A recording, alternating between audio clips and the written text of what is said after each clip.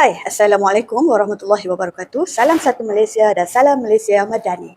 Ini adalah seminit pecah otak atau mudah dikenali dengan brain record.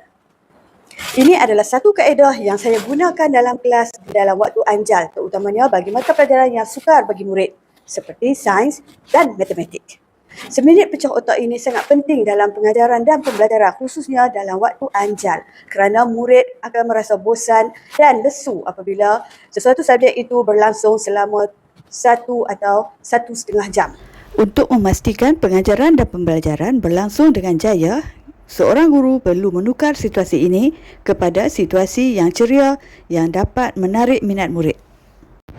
Projek ini menyokong SDG 4 iaitu pendidikan berkualiti atau quality education.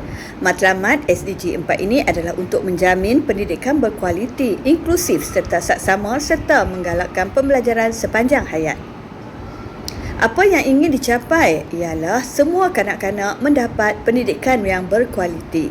Selain itu, ia bertujuan mengurangkan keciciran sekolah, meningkatkan kemahiran membaca, menulis dan juga mengira, serta menggalakkan pembelajaran STEM serta kemahiran digital serta membentuk murid yang berfikiran kreatif dan berakhlak mulia. Pada saya, seminit pecah otak ini sangat menyokong SDG 4. Untuk maklumat yang lebih lanjut, sama-sama kita saksikan video PowerPoint yang dihasilkan oleh saya dan rakan-rakan. Sebelum pergi dengan lebih lanjut, ingin saya tegaskan di sini, seminit pecah otak menekankan SDG 4 iaitu Quality Education. Aktiviti ini dilaksanakan disebabkan oleh kekangan jadual anjal, bilangan murid yang terlalu ramai di dalam kelas, motivasi murid yang rendah serta silibus yang sangat tinggi. Semua ini memberi tekanan kepada murid. Berikut adalah objektif pecah otak: mengurangkan keletihan mental murid, menyegarkan kembali fokus dan tumpuan murid terhadap pelajaran, menghubungkan aktiviti santai dengan konsep asas sains, menggalakkan pergerakan fizikal ringkas supaya murid tidak terlalu pasif, memberi ruang rehat mental kepada murid, mewujudkan suasana pembelajaran yang ceria dan interaktif serta meningkatkan motivasi serta emosi positif dalam diri murid. Berikut dikongsikan aktiviti yang boleh dijalankan dalam seminit pecah otak seperti permainan pantas atau freeze, kuis kelas, teka-teki lucu, nyanyian, aktiviti kreatif dan juga aktiviti fizikal.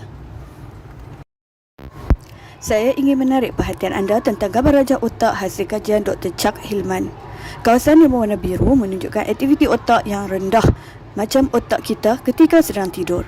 Jika diteruskan dengan pengajaran, adalah mustahil untuk murid dapat menghadam apa yang disampaikan oleh guru. Rajah di sebelah pula menunjukkan keadaan otak apabila menjalankan aktiviti fizikal. Kawasan yang berwarna merah dan jingga menunjukkan aktiviti otak yang kembali aktif.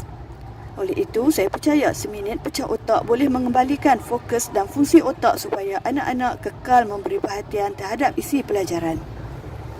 Seperti yang saya tekankan di awal penerangan tadi, jadual anjal sangat perlu bagi mengurangkan masalah baik berat dalam kalangan murid. Namun, masalah lain pula muncul.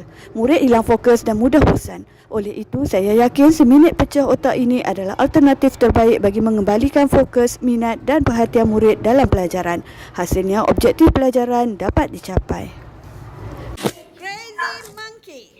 Bismillahirrahmanirrahim. Assalamualaikum warahmatullahi wabarakatuh. Saya Norihan binti Mukhtar, Guru Besar SD Taman Masuri, ingin memberi sedikit pandangan berkaitan dengan aktiviti dan inovasi yang dilaksanakan oleh guru di Sekolah Kebangsaan Taman Masuri.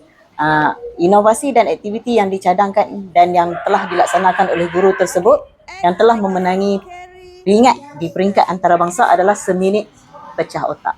Okey, untuk aktiviti seminit pecah otak ni, kalau ditanya tentang pendapat saya sangat berpuas hati, saya sangat berbangga kerana satu aktiviti yang di-create, yang dibina untuk memberi refresh, memberi kesegaran kepada murid setelah belajar dalam tempoh yang beberapa ketika, terutama bagi subjek-subjek yang melebihi 2 masa yang diajar oleh guru tersebut. Apabila dalam tempoh yang panjang, murid akan merasa agak bosan dan otak mereka akan rasa kembali dia punya kelemahan dia.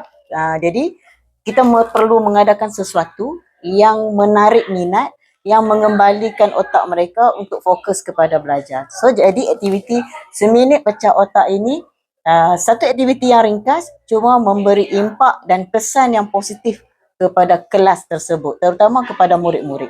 Jadi kalau ditanya saya tentang program ini, projek inovasi ini, ia sangat bagus, boleh diteruskan dan sangat sesuai kepada semua murid lapisan sama ada tahap 2 ataupun tahap 1 dan sesuai untuk semua guru dilaksanakan mengikut subjek mata pelajaran masing-masing. Sekian daripada saya. Syabas, tahniah, teruskan usaha untuk mencipta inovasi-inovasi yang lebih kebabung untuk SK Taman Masuri. Sekian, Assalamualaikum warahmatullahi wabarakatuh.